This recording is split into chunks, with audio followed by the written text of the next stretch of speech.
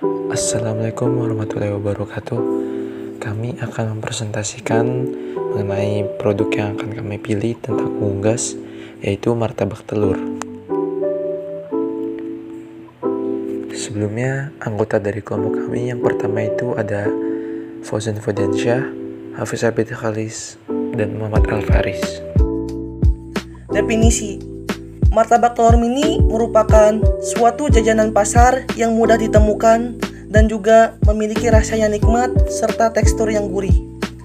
Martabak telur mini bisa dikategorikan sebagai cemilan yang nikmat serta punya tingkat kandungan protein tinggi karena komposisi utamanya terdiri dari telur. Alasan mengapa kami memilih produk makanan martabak telur mini.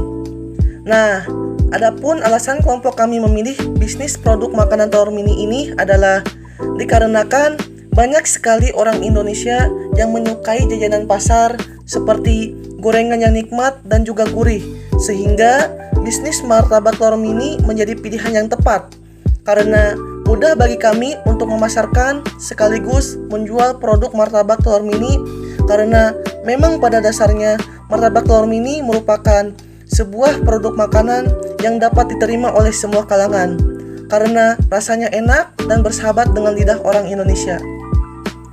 Bagaimana potensi usahanya? Nah, yang pertama, martabak telur mini merupakan cemilan yang paling banyak digemari orang, mulai dari anak kecil hingga orang tua.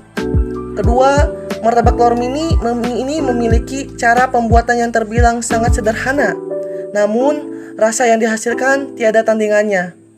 Yang ketiga, usaha martabak telur mini juga menjadi salah satu peluang usaha yang bisa dijalankan secara mudah dengan modal sedikit, akan tetapi untung yang diperoleh terbilang cukup fantastis.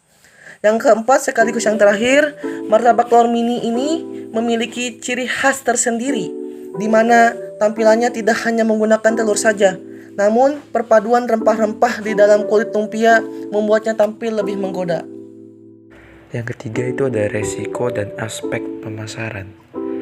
Resiko usaha yang kami pilih yang pertama itu adanya pesaing yang menjual produk dengan harga yang tidak terlalu mahal. Yang kedua, produk tidak dapat tahan lama. Yang ketiga, produknya mudah ditiru. Yang keempat, faktor tempat juga mempengaruhi. Jika kurang ramai, maka permintaan sedikit. Lalu yang kelima, jika cuaca sedang buruk, permintaan konsumen akan menurun. Lalu selanjutnya ada aspek pemasaran yang akan kami tuju. Yang pertama, segmen pasar. Dalam segmen ini, yang akan kami jadikan sasaran utama adalah semua umur, mulai dari anak-anak, remaja, hingga orang dewasa, maupun orang tua yang gemar makanan telur mini ini, serta semua kalangan, mulai dari kalangan bawah sampai kalangan atas. Mulai dari pelajar sampai petinggi negara juga banyak yang menyukai makanan ini. Dengan demikian, akan mempermudah dalam penjualan dan meningkatkan omset dalam penjualan. Yang kedua, ada strategi pemasaran. Strategi pemasaran yang dilakukan kami pada tahap awal setelah menjual martabak telur mini kepada semua siswa-siswi maupun guru Seman 1 Cikarang Selatan dengan memberikan potongan harga dalam upaya memperkenalkan produk martabak telur mini kami, sehingga dengan begitu akan lebih tertarik membeli untuk mencicipinya. Lalu yang ketiga itu ada strategi promosi. Agar produk kami lebih dikenal masyarakat, promosi yang akan kami lakukan adalah yang pertama, membuat papan nama di depan usaha. Papan nama memudahkan calon konsumen dalam memesan produk dan mengenal produk yang ditawarkan oleh kami. Lalu informasi dari orang ke orang. Dengan adanya masyarakat di sekitar produsen yang mengetahui usaha kami, akan lebih cepat tersebarnya informasi mengenai usaha martabak telur mini ini, mulai dari mulut ke mulut maupun melalui media massa atau internet seperti Facebook, Twitter, Instagram, dan lain-lain. Nah, kita lanjut ke biaya harga dan BEP. Untuk harga per unit, kami akan menjual martel sebesar Rp5.000 dan akan dijual dalam jangka waktu 50 hari.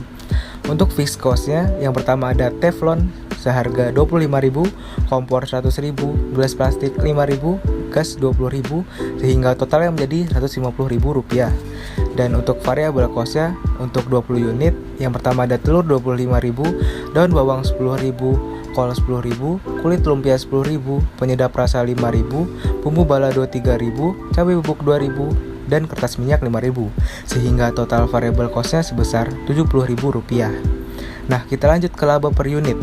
Laba per unit ini dihitung dari harga per unit dikali unitnya. Kita dengan harga 5.000 dikali 20.000 dari 20 yaitu 100.000. Kemudian 100.000 ini dikurangi dengan variable cost yaitu sebesar Rp70.000 sehingga menjadi 30.000. Kemudian 30.000 ini dibagi lagi dengan total unitnya yaitu 20, jadi menjadi 1.500. Jadi kita laba yang kita dapatkan sebesar 1.500 per unit. Kemudian kita lanjut ke BEP per unit. 150.000 dibagi 1.500 sama dengan 100 unit. Jadi kami akan memproduksi sebesar 100 pieces agar balik modal. Kemudian kita balik ke BEP hari yaitu 100 unit dibagi 50 hari. Nah, jadi kita harus menjual sebanyak 20 pieces per hari. Nah, 100 hari dibagi 20 unit yaitu 5 hari. Jadi kita akan balik modal 5 hari sehingga per hari jual 20 pieces. Jadi kita bakal balik modal nih kalau kita jual 20 pieces per hari. Sekian, terima kasih.